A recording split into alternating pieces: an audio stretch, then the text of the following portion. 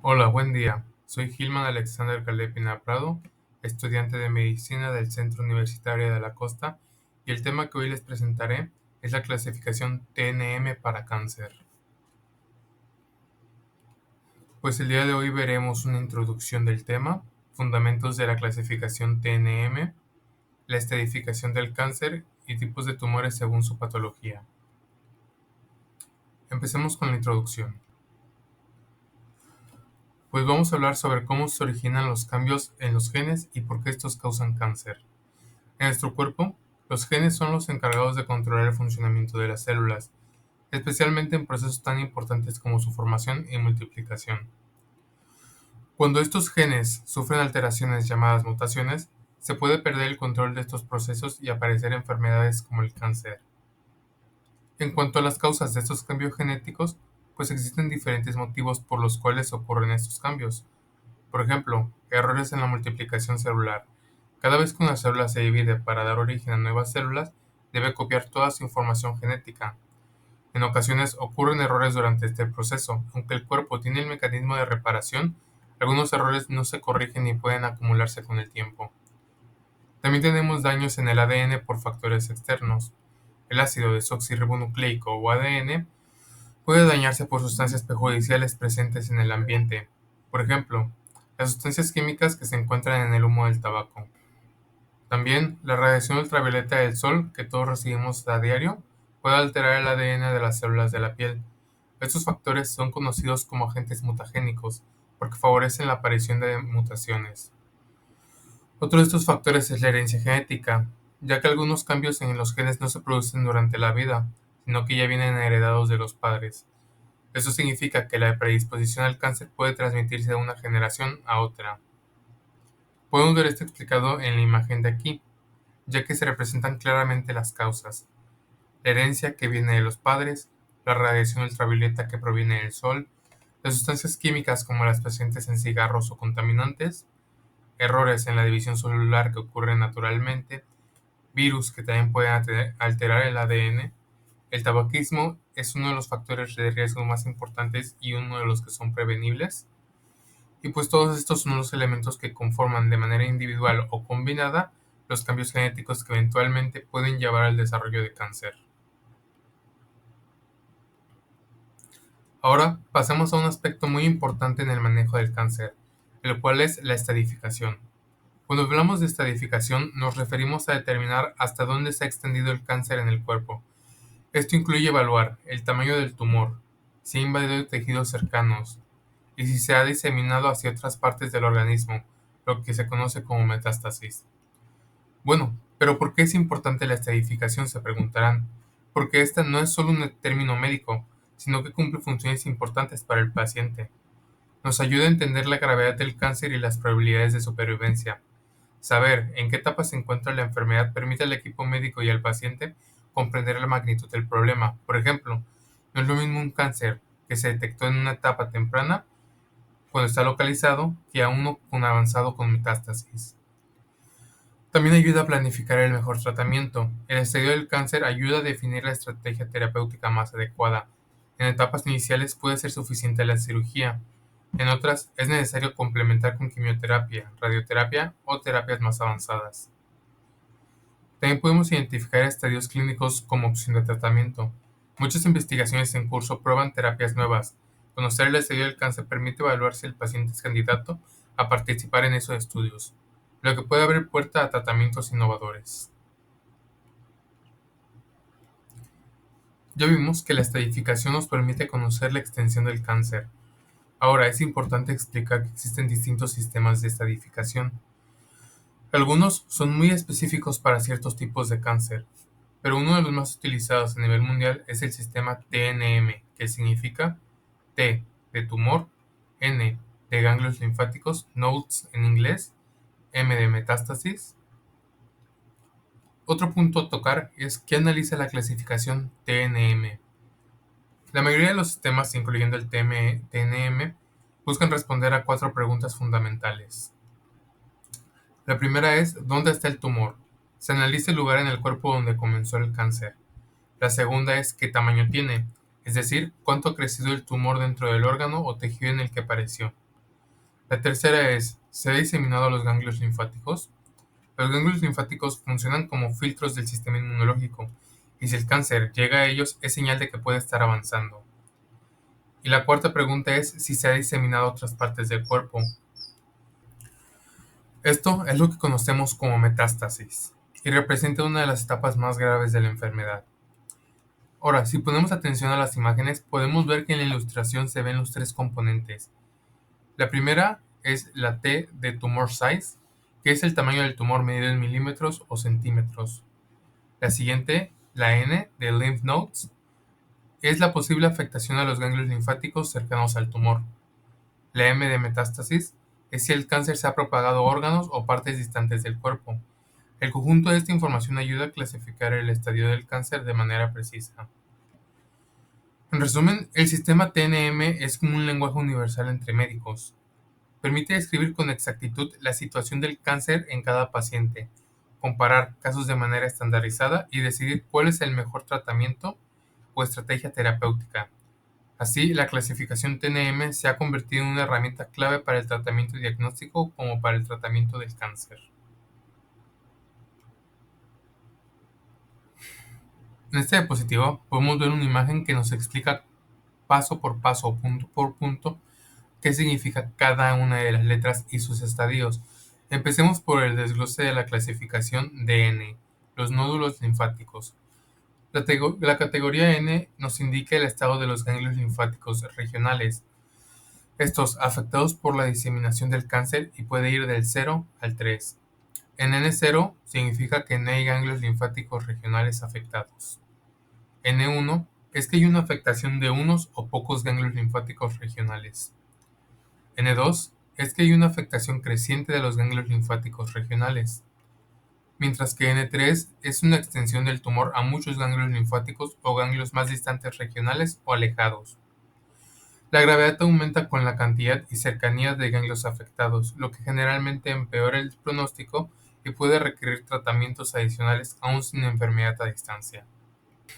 Continuando con el desglose de la clasificación M de metástasis, pues es la categoría M que nos indica la presencia de metástasis a distancia. La demostramos así. M0 es que no hay metástasis detectadas a distancia, mientras que M1 es que existe metástasis a otros órganos o sitios lejanos. Esto incluye también lesiones ganglionares a distancia que se consideran metástasis. Hay algunas consideraciones adicionales a tomar, por ejemplo, cuando el tamaño exacto del tumor no se puede determinar, se usa la designación TX en tamaño del tumor. Si no se puede confirmar la afectación ganglionar, se utiliza NX. Cuando la presencia de metástasis es incierta, utilizamos MX. Además, dependiendo de cómo se obtienen los datos, se utilizan subíndices. El subíndice C para clínico, cuando los datos de la exploración clínica y prueba de imagen. Un ejemplo de esto sería poner C, tamaño del tumor T2, afectaciones a los ganglios N1 y metástasis 0. Todo esto con una C antes de cada una de las letras, significando que los datos los obtuvimos con pruebas clínicas. Otra de estos subíndices es la P de patológico, que son datos obtenidos del análisis de la pieza quirúrgica en una anatomía patológica.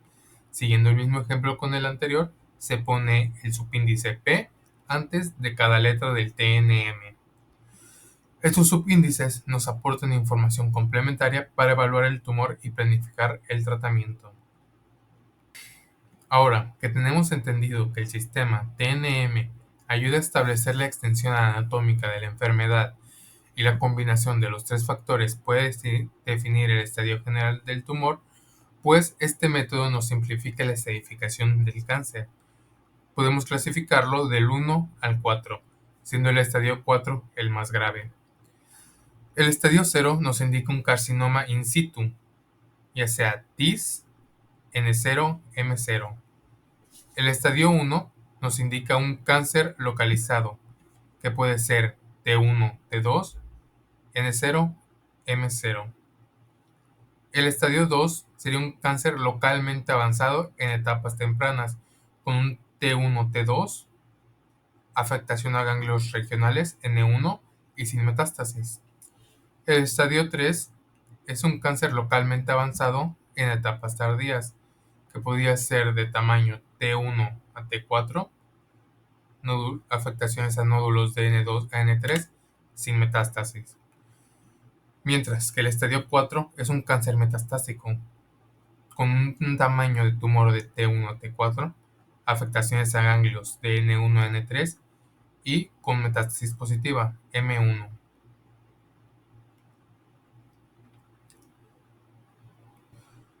Para hacer esta estadificación o esta clasificación más simple, pues se emplea un sistema de 5 categorías principales, que aunque este sistema es más comúnmente usado en los registros del cáncer que en la práctica clínica diaria, pues nos proporciona una visión global del progreso de la enfermedad. La primera de estas es in situ. En la categoría in situ nos referimos a casos en los que existen células anormales, pero estas no se han diseminado hacia los tejidos cercanos. Esto significa que el cáncer se encuentra en una etapa inicial, confinado solamente al lugar donde se originó, sin invadir áreas vecinas. El segundo sería localizado. Cuando el cáncer está en la etapa localizada, significa que está limitado únicamente al lugar donde comenzó. No hay ninguna evidencia que el cáncer se haya expandido o diseminado hacia otras partes del cuerpo. Es una etapa temprana donde el control y tratamiento suelen ser más efectivos. El tercero es regional. En el caso de la etapa regional, el cáncer se ha diseminado, pero solo a estructuras cercanas, como los ganglios linfáticos, tejidos u órganos que están próximos al tumor original. No ha llegado a lugares distantes, pero sí se ha movido más allá de su punto de origen. El cuarto sería uno distante. La categoría distante indica que el cáncer ha avanzado aún más y se ha diseminado o hecho metástasis a otras partes lejanas del cuerpo. Esta es una de las etapas más avanzadas y suele requerir tratamientos más complejos, porque involucra distintos órganos o sistemas. Finalmente, la quinta clasificación es desconocido, que en algunos casos la información no está disponible o no es suficiente para determinar con precisión el estadio del cáncer. Por eso se le clasifica como desconocido, hasta que se tenga mayor información para ubicarlo en alguna de las otras categorías. Comprender estas 5 categorías ayuda a médicos y a pacientes a saber cuán avanzado está el cáncer, planificar mejor el tratamiento y registrar con mayor precisión los casos con estudios y estadísticas. Finalmente, hablaremos de algunos tipos de tumores según su patología. El primero sería el carcinoma. ¿Qué es un carcinoma? Pues un carcinoma es un tumor maligno que se desarrolla a partir de células epiteliales. Estas células forman parte de la piel y de los revestimientos internos de órganos como el estómago, los intestinos, la vejiga y muchos otros. Los carcinomas son la forma más común de cáncer y pueden presentarse en distintas variantes según el tipo de célula en el que se originan. Los adenocarcinomas se originan en las células epiteliales que tienen función de producir y secretar líquidos o moco. Es un tipo frecuente de cáncer en órganos como el colon, los pulmones y la mama. El carcinoma de células basales, pues este cáncer se desarrolla en la base de la epidermis, la capa más profunda de la piel. Es uno de los topones malignos de piel más habituales. En cuanto al carcinoma de células escamosas, pues estas surgen a partir de células epiteliales que se encuentran justo debajo de la superficie externa de la piel. Además de la piel, estas células también recubren órganos como el estómago, intestinos, el pulmón y la vejiga y los riñones. Finalmente, en cuanto al carcinoma de células transicionales, pues este cáncer comienza en el epitelio transicional o urotelio. Es un tejido con múltiples capas de células epiteliales que pueden expandirse y contraerse. Comúnmente se encuentra en el revestimiento de la vejiga, los ureteres y la pelvis renal. El siguiente tipo de cáncer que veríamos sería el sarcoma. El osteosarcoma es el cáncer de hueso más común. Los tipos más comunes de sarcoma en tejido blando son leiomiosarcoma, sarcoma de Kaposi, histiocitoma fibroso maligno, liposarcoma y dermatofibrosarcoma protuberante. Los sarcomas son cánceres que se forman en huesos y tejidos blandos, como músculos, la grasa, los vasos sanguíneos, los vasos linfáticos y el tejido fibroso, como tendones y ligamentos. En cuanto a la leucemia, pues es un cáncer que comienza en el tejido de la médula ósea roja. No crean tumores sólidos, en cambio, se acumulan grandes cantidades de células leucémicas y blastocitos leucémicos en la sangre y la médula ósea, que desplazan a las células sanguíneas normales. Hay 4 tipos de leucemia comunes: la aguda o la crónica, según cuán rápido empeora, y linfoblástica o mieloide, según el tipo de célula sanguínea donde se inicia. Las leucemias agudas son de crecimiento rápido y la leucemia crónica de crecimiento lento. El siguiente sería el linfoma. El linfoma es un cáncer que se inicia en los linfocitos. Los linfocitos anormales se acumulan en los ganglios y vasos linfáticos. Tenemos 2 tipos principales de linfoma. El linfoma de Hodgkin es donde hay linfocitos anormales, llamados células de Reed-Sternberg. Estas generalmente se originan en las células B. El otro linfoma es el no-Hodgkin, que este es un grupo de muchos cánceres que se inician en los linfocitos. Es posible que sean cánceres de crecimiento rápido o lento y que se formen a partir de células B o células T. A continuación, tenemos el mieloma múltiple. Este es un cáncer que se inicia en las células plasmáticas llamadas células de mieloma. Se acumulan en la médula ósea y forman tumores en los huesos de todo el cuerpo.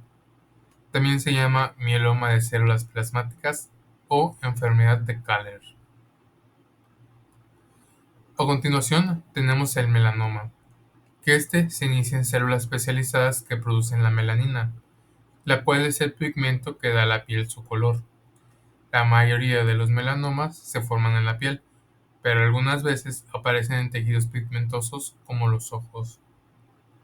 En la imagen podemos ver cuál sería el grosor de los melanomas. Podría llegar solo a la epidermis, avanzar a la dermis o llegar casi hasta el tejido subcutáneo. Para finalizar, tenemos los tumores de encéfalo y médula espinal y los tumores de células germinativas. En cuanto a los tumores de encéfalo y médula espinal, pues hay distintos tipos de tumores de encéfalo y médula espinal. Estos tumores llevan el nombre de la célula en que se forman y el sitio donde aparece el tumor en el sistema nervioso central. Por ejemplo, un astrocitoma se inicia en los astrocitos, que son células del encéfalo en forma de estrella, que ayudan a mantener sanas las células nerviosas. Los tumores de encéfalo son benignos o malignos. Finalmente, en cuanto a los tumores de células germinativas, pues son un tipo de tumor que se inicia en las células que luego forman el esperma o los óvulos. Sin embargo, estos tumores pueden aparecer en cualquier parte del cuerpo y pueden ser tanto benignos como malignos. Como ya mencioné, generalmente se encuentran en los ovarios o testículos, aunque también pueden aparecer en el cerebro, el pecho o el coxis. Eso sería todo de mi parte. Muchas gracias.